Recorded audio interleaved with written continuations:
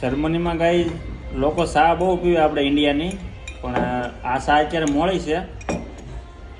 Sugar બહુ ઓછી ખાય આ લોકો, એની જગ્યાએ યુઝ કરે છે ભાઈ મધનો. આજ હું ટ્રાય કરું છું કેવી લાગે. આ 1 કપ ચાનો દેવાનો ને અરે 1 ચમચી મધ આપવાનું.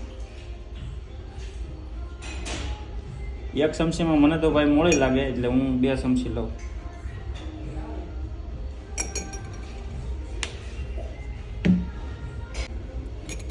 સુગરથી ભાઈ બહુ બધી તકલીફ થાય, એટલે આ લોકો ભાઈ સુગર બહુ ઓછી ખાય છે ને મધ નાખે. ચા બહુ પીવે આ લોકો, આપણે ઇન્ડિયન ટી.